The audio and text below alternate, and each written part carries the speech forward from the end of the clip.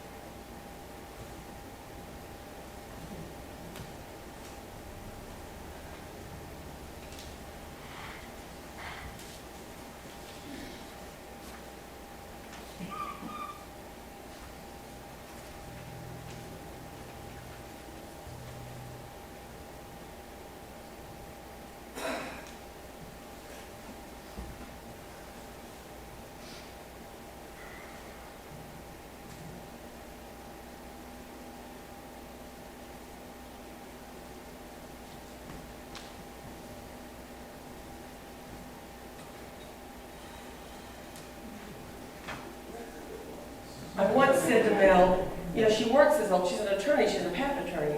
I said, what do you do to relax? And if you see, she gives blood. That's the only time she can fit in relaxing. Whether it was working with our refugee families over at Haven House, or the food pantry, or BRIC. She got us involved in Newark in the BRIC organization. She was there long before we were. She redirected our backpack efforts to the inner city, away from areas that already had those resources. So she has touched the lives of so many people, not just with her time, but with her money. She has been generous beyond a fault to so many. And so, Donnelly, I believe you have a few things to say about me.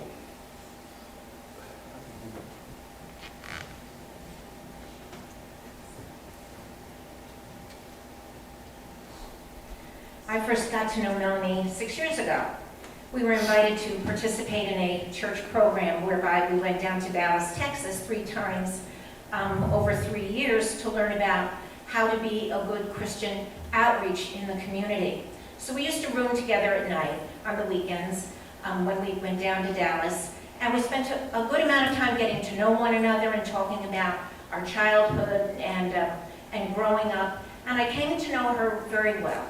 And I would have to say that the thing that really touched me the most then and continues today is the degree to which she inspires.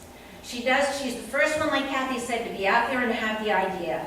And she goes out and she reaches and she recruits. So she, whether it's the Somerset Food Bank or whether it's Learning Great Gate or with the Bray family, she has the idea and she doesn't just pass it along. She is in it head, heart, and feet.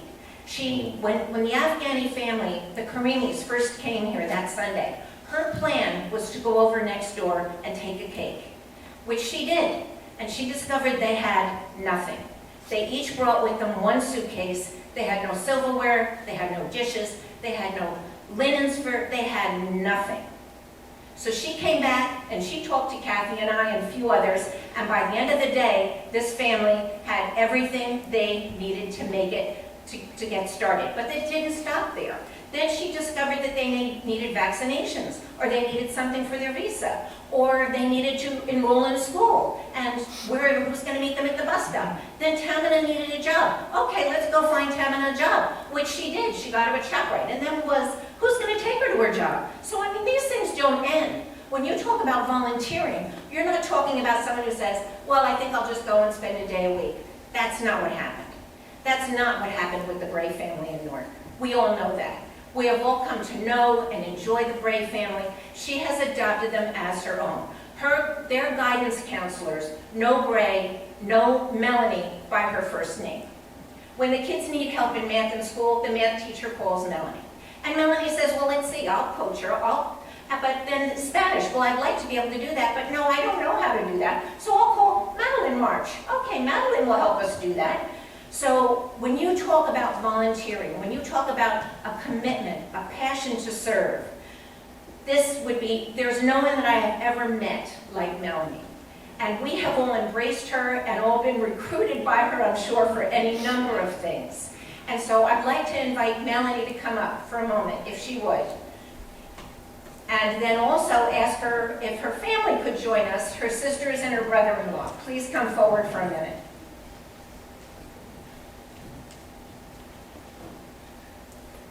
Well, Mel, you figured out this is your service.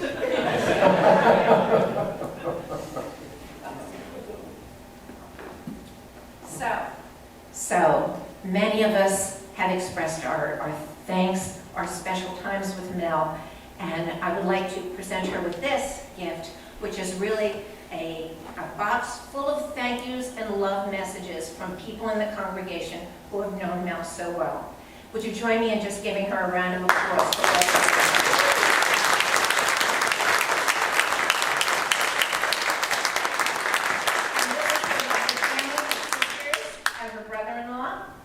Who have come up to celebrate also, and they were great in being able to keep this from her. Isn't that pretty? It's pretty wonderful in and of itself.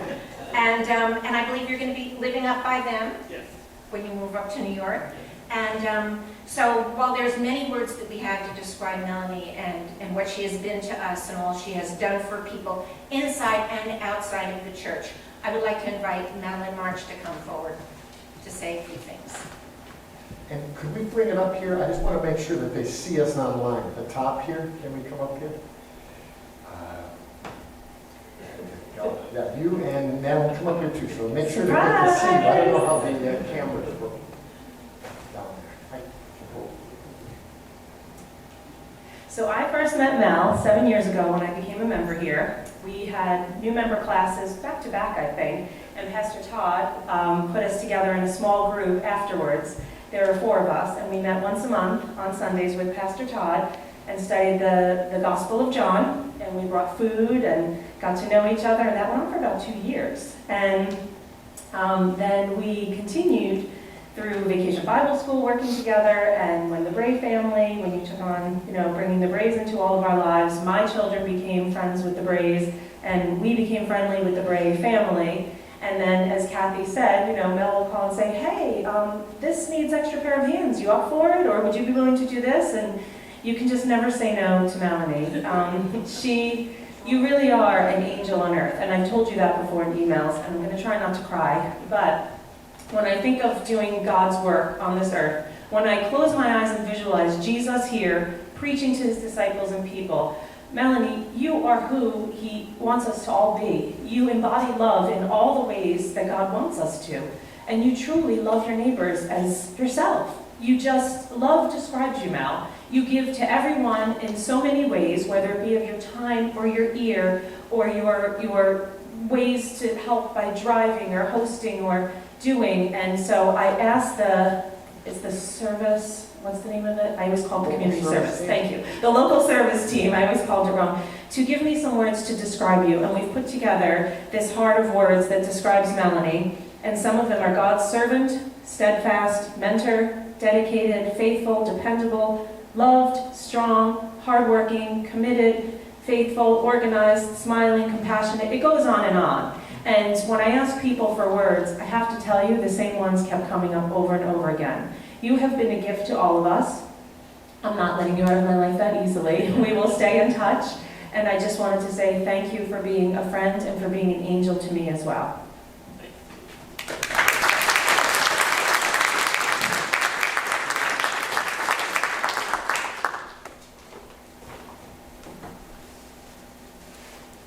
Don't leave. The Braves were going to be here, but there's a pandemic and they got exposed. So unfortunately, we had 10 of them that were going to be up there. But as Melanie leaves and goes to West New York, let's give her a blessing. Would you reach out and repeat after me? The Lord bless you and keep you. The Lord bless you and keep you. The Lord make his face to shine upon you and be gracious unto you. The Lord make his face to shine upon you and be gracious unto you. The Lord lift up his countenance upon you and give you peace. The Lord, lift up his countenance upon you and give you peace. And all God's people said, Amen. Amen. This is the real reason why we got a good crowd. Come back next Memorial Day. will you?